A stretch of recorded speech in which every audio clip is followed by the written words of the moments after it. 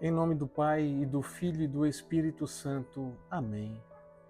Meus irmãos e minhas irmãs, qual tem sido as suas atitudes diante da missão que Jesus Cristo confiou a cada um de vocês? Nós vamos refletir sobre essa questão no dia de hoje. Fique conosco até o final deste vídeo e deixe-se ser tocado por essa palavra. Uma palavra que vai exigir de nós decisão, movimento e também entrega. Refletiremos sobre o Evangelho de Mateus, capítulo 9, versículo 35, e capítulo 10, versículo 1 e versículos do 6 ao 8. Fala, Deus, que os teus servos escutam. O Senhor esteja conosco, Ele está no meio de nós.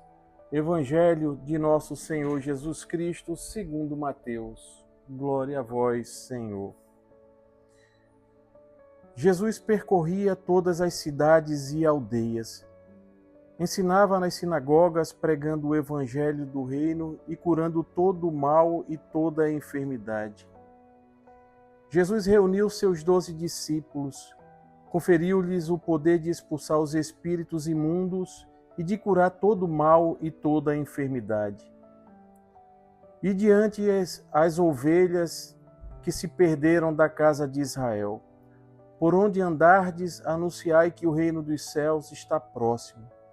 Curai os doentes, ressuscitai os mortos, purificai os leprosos, expulsai os demônios. Recebestes de graça dai. Palavra da salvação. Glória a vós, Senhor. A compaixão que se transforma em missão. Meus irmãos, no Evangelho de hoje, Mateus nos apresenta Jesus em missão. O Senhor percorre cidades e povoados, ensinando, anunciando e também curando. Nós vemos aqui, meus irmãos, 3 verbos que revelam a essência de nosso Senhor Jesus Cristo.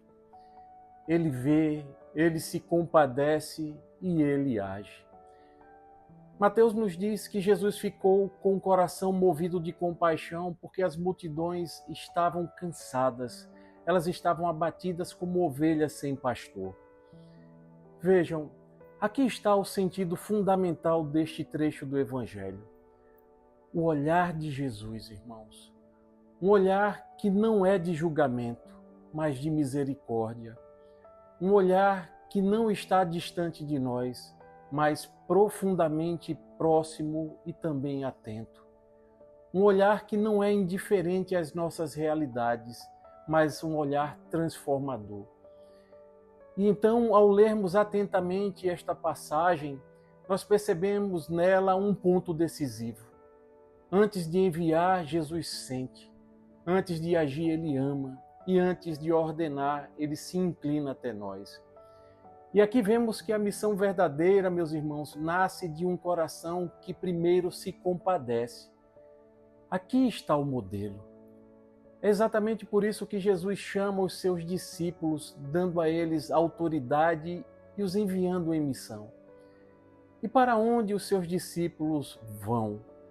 Irmãos, o Senhor os envia para as ovelhas perdidas da casa de Israel e para nós também.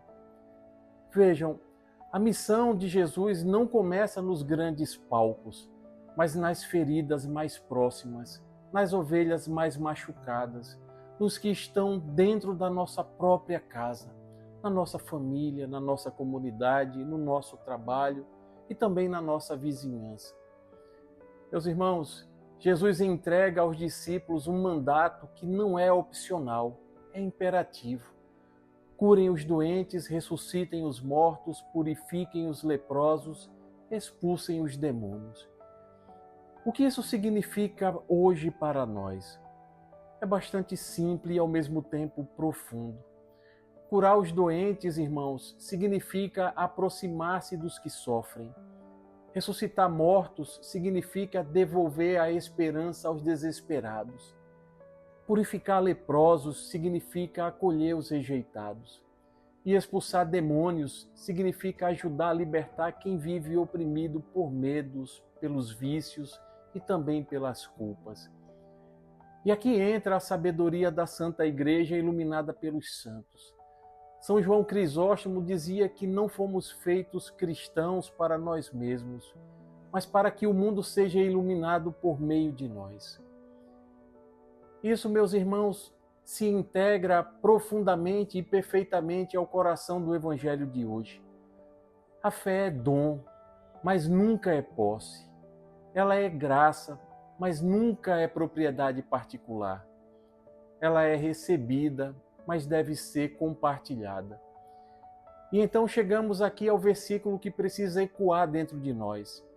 De graça recebemos, de graça devemos dar. E o que significa isso? Meus irmãos, significa que tudo que recebemos de Deus, perdão, a salvação, a cura, a misericórdia, o amor, os dons espirituais, tudo isso não é para ser guardado, mas para ser repartido. Recebemos perdão, então perdoemos. Recebemos amor, então amemos. Recebemos luz, então iluminemos. Recebemos vida, então ofertemos a vida aos outros. Porque a graça recebida é graça que deve ser compartilhada. Uma graça parada, ela apodrece. Mas uma graça partilhada, ela simplesmente frutifica. Meus irmãos e minhas irmãs, à luz deste Evangelho, eu lhes pergunto hoje, quantas graças vocês já receberam e ainda não partilharam? Quantas curas, quantas palavras, quantas experiências com Deus vocês guardaram somente para si? Quantas pessoas, irmãos, poderiam ter sido alcançadas se vocês tivessem se permitido ser enviados? Lembremos que a missão começa quando o coração deixa de ser espectador e se torna resposta.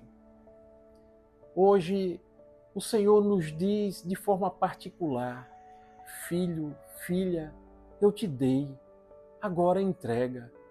Eu te curei, agora cura. Eu te encontrei, agora encontre outros. Porque a graça que você recebeu não termina em você. Ela passa por você. Amém. Ajude-nos agora a levar esta mensagem adiante. Compartilhe este vídeo. Afinal, a graça recebida é graça partilhada. E a propósito, deixe aqui nos comentários o que mais te marcou na palavra de hoje. Que o Senhor derrame sobre você uma chuva abundante de graça, de compaixão e coragem missionária, para que tudo o que você recebeu gratuitamente também possa oferecer. Louvado seja nosso Senhor Jesus Cristo, para sempre seja louvado e amado. Estivemos reunidos e permaneceremos sempre unidos. Em nome do Pai, e do Filho e do Espírito Santo. Amém. A alegria do Senhor seja a nossa força. Santo dia, graça e paz.